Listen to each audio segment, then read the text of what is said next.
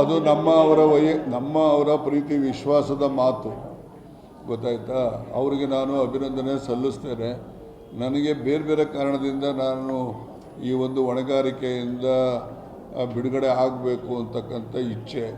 ಆ ಇಚ್ಛೆ ನಾನು ಈಗಾಗಲೇ ಮುಖ್ಯಮಂತ್ರಿಗಳಿಗೂ ಕೂಡ ಪತ್ರದ ಮೂಲಕ ತಿಳಿಸಿದ್ದೇನೆ, ಮತ್ತು ಪ್ರದೇಶ ಕಾಂಗ್ರೆಸ್ಸಿನ ಅಧ್ಯಕ್ಷರಿಗೂ ಕೂಡ ಪತ್ರದ ಮೂಲಕ ನಾನು ಮನವಿಯನ್ನು ಕೂಡ ಮಾಡಿದ್ದೇನೆ. ಇವತ್ತಿನ ಸಭೆಯಲ್ಲಿ ಸನ್ಮಿತ್ರ ಶಾಸಕರುಗಳಿಗೂ ಕೂಡ ಇರಿ ಸರ್ ನೀವೇನೆ ಅಂತಕ್ಕಂಥ ಮನವಿಯನ್ನು ಕೂಡ ಮಾಡಿದ್ದಾರೆ. ಅವರ ಒಂದು ಸದಿಚ್ಛೆಗೆ ನನ್ನ ಒಂದು ಅಭಿನಂದನೆಗಳನ್ನು ಕೂಡ ನಾನು ಸಲ್ಲಿಸ್ತೇನೆ. ಯಾವ ಅಧಿಕಾರ ಯಾರಿಗೂ ಶಾಶ್ವತ ಇಲ್ಲ. ಎಲ್ಲ ಅಧಿಕಾರನೂ ಕೂಡ ಅದು ಯಾವಾಗ ಬೇಕಾದ್ರೂ ಹೋಗ್ಬೋದು, ಯಾವಾಗ ಬೇಕಾದ್ರೂ ಬರ್ಬೋದು.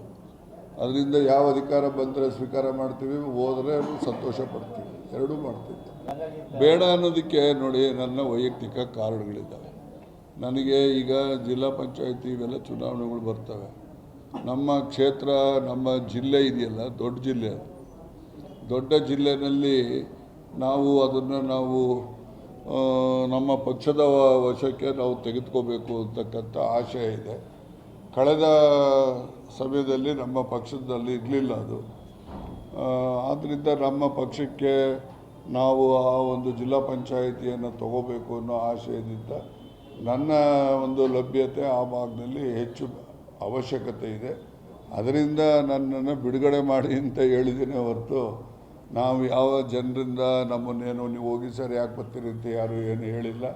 ಮತ್ತು ನಮ್ಮ ಸಹೃದಯಿ ವಿರೋಧ ಪಕ್ಷದ ಶಾಸಕರುಗಳು ಕೂಡ ನೀವು ಇಲ್ಲೇ ಕೆಲಸ ಮಾಡಿ ಅಂತಲೂ ಕೂಡ ಮನವಿ ಇದೆ. ಅದೆಲ್ಲವೂ ಕೂಡ ಒಂದು ಸದಿಚ್ಛೆಯಿಂದ ಹೇಳಿದ್ದಾರೆ. ನನಗೆ ಅಭಿನಂದನೆ ಸಲ್ಲಿಸಿದ್ದೇನೆ. ಅದರಿಂದ ಯಾರ ಒತ್ತಡ ಮತ್ತು ಯಾರ ಒಂದು ಮಾತಿನಂತೆ ನಾನು ಇಲ್ಲಿ ಉಸ್ತುವಾರಿ ಬೇಕಿಲ್ಲ ಅಂತ ಹೇಳ್ತಾ ಇಲ್ಲ. ಅದು ನನ್ನ ವೈಯಕ್ತಿಕವಾಗಿ ಒಂದು ಅಭಿಪ್ರಾಯವೇ ಹೊರತು ಅದು ಯಾರೊಬ್ಬರ ಸಲಹೆ ಮೇರೆಗಾಗಲಿ ಯಾರೊಬ್ಬರ ಒತ್ತಾಯದ ಮೇರೆಗಾಗಲಿ ಅಲ್ಲ ಅಂತಕ್ಕಂಥದ್ದನ್ನು ಮತ್ತೆ ನಾನು ಸ್ಪಷ್ಟ ಮಾಡ್ತೇನೆ. ನಾನೀಗಾಗಲೇ ನಿಮ್ಗೆ ಹೇಳಬೇಕು ಅಂತ ಹೇಳಿದ್ರೆ, ಯಾವತ್ತು ಜೂನ್ 26 5ನೇ ತಾರೀಕು ಕಾರ್ಯಕ್ರಮ ಮಾಡಿದ್ದು, ನಾನು 7ನೇ ತಾರೀಕೆ ನನಗೆ ಬೇಡ ಅಂತ ಬರ್ಕೊಟ್ಟಿದ್ದೆ. ಡಿಸೆಂಬರ್ ಮಾಡೋದಲ್ಲ, ಜನಕಲ್ಯಾಣ ಸಮಾವೇಶ ಮಾಡಿದ ಸೆಕೆಂಡ್ ಡೇನೇ ಬರ್ಕೊಟ್ಟಿದ್ದೀನಿ ನಾನು. ಯಾರಿಗೆ? ಅಧ್ಯಕ್ಷರಿಗೂ ಬರ್ಕೊಟ್ಟಿದ್ದೀನಿ ಮತ್ತು ಮುಖ್ಯಮಂತ್ರಿಗಳಿಗೂ ಕೂಡ ಈ ಥರ ಇದೆ ಸರ್, ದಯಮಾಡಿ ಅವಕಾಶ ಕೊಟ್ಟಿದ್ದಕ್ಕೆ ಧನ್ಯವಾದಗಳು. ಈಗ ನನ್ನ ವೈಯಕ್ತಿಕ ಈ ರೀತಿ ಸಮಸ್ಯೆಗಳು ಇರೋದರಿಂದ ನನ್ನನ್ನು ಬಿಡುಗಡೆ ಮಾಡಬೇಕು ಅಂತಲೂ ಕೂಡ ಮನವಿ ಮಾಡಿದ್ದೇನೆ. ಮೊನ್ನೆ ದೆಹಲಿಗೆ ಹೋದಾಗಲೂ ಕೂಡ ದೆಹಲಿ ಮುಖಂಡರುಗಳಿಗೂ ಕೂಡ ನಾನು ಮನವಿ ಮಾಡಿದ್ದೇನೆ. ಜೊತೆಯಲ್ಲಿ ಶ್ರೇಯಸ್ ಅವರು ಕೂಡ ಇದ್ದರು. ಅವ್ರ ಮುಂದೆನೇ ನಾನು ನಮ್ಮ ಸಂಬಂಧಪಟ್ಟಂಥ ಪಕ್ಷದ ಹಿರಿಯ ಮುಖಂಡರುಗಳ ಗಮನಕ್ಕೂ ಕೂಡ ನಾನು ತಂದಿದ್ದೇನೆ. ಅದರಲ್ಲಿ ತಪ್ಪೇನಿದೆ? ಅದರಲ್ಲಿ ಯಾರಿಗೆ ಆಸೆ ಇರೋದಿಲ್ಲ?